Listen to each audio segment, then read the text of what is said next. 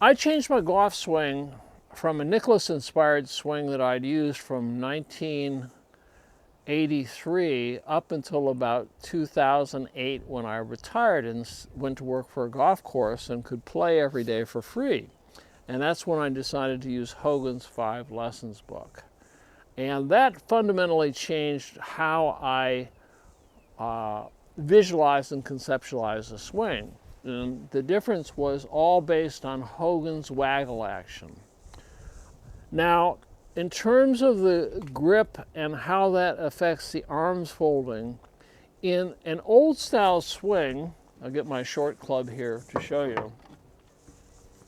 In an old style Hogan era swing, what the grip does here, particularly the trail hand grip, your wrist goes into extension, and that sort of it's like sort of the Indian give thing where you can take somebody's wrist and turn it under and put them on your knees. Well, that essentially, this turning action here, which occurs as the club comes back, puts the trail wrist into extension and externally rotates and pulls the elbow in.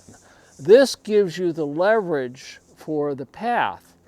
Now, the hidden secret of Hogan used to say, I wish I had three right hands in my golf swing.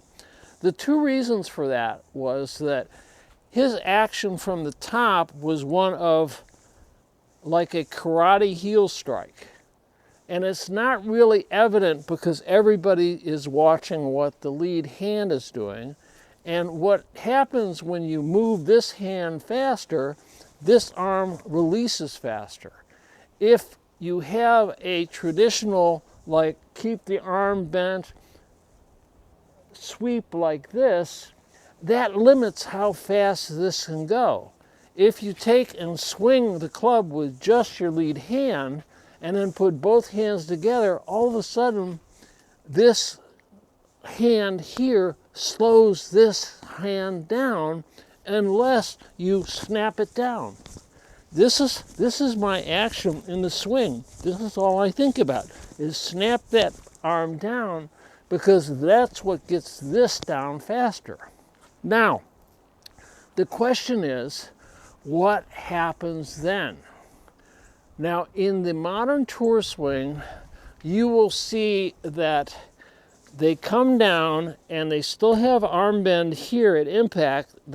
Both arms don't come straight to here, and the pros will keep the arms bent straight all the way out to here and then whip the club around.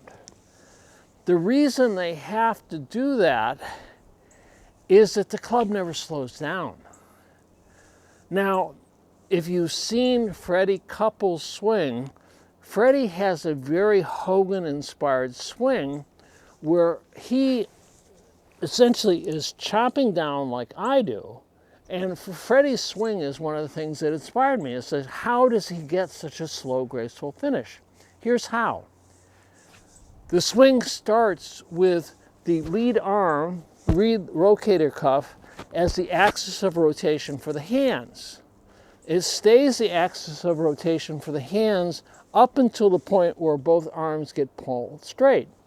Now, you can pull your arms straight all the way back here and then turn your hips into the ball, or you can keep your arm bent and not extend them until you get past here.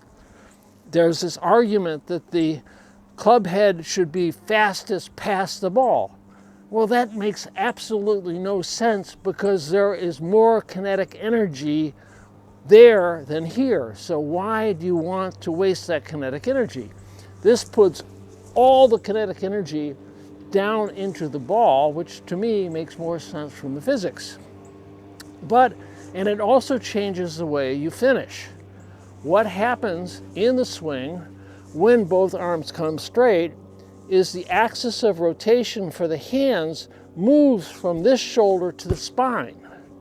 Now, in order to stay in balance, you have to bend this back like this. You have to bend your back backwards. The back doesn't bend very well that way. So what you have to do is bend and side bend like this. This is what the pros are doing. They're side bending like Gumby because they're swinging both arms straight. Take the club out of your hands and just swing one arm around your body versus two arms. What throws you off balance more? This, right? Doesn't make any sense from a physics standpoint.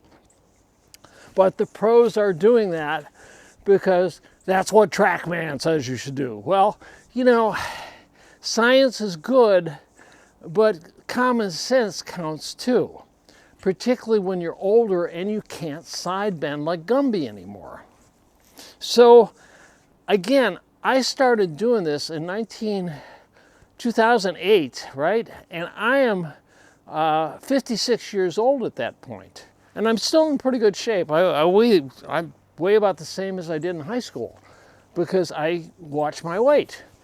But so with this swing here, all the club energy is pretty much dissipated by the time the ball leaves, because what isn't in the ball and on its way to the target is pulling the body mass down towards the ground, and the legs are resisting, and this acts like a shock absorber. This acts like the wire on the carrier deck to slow down the club head. The slower the club head moves after the ball leaves, the easier it is to stay in balance. It's just common sense.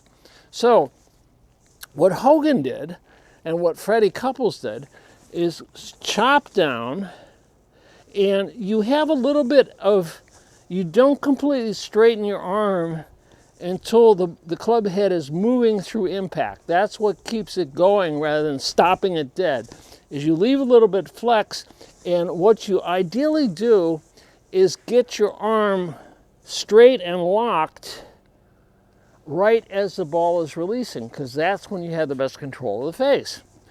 Hogan, when his timing was off, he would snap hook, and that's what happens if the ball stays on the face too long. What the pros are doing is they've got more bend here, and then they're holding this much longer. Well, now you have the two swinging arm masses that you have to deal with, plus the club head in balance. Freddie Couples had such a graceful swing because he had a very early bending of the lead arm.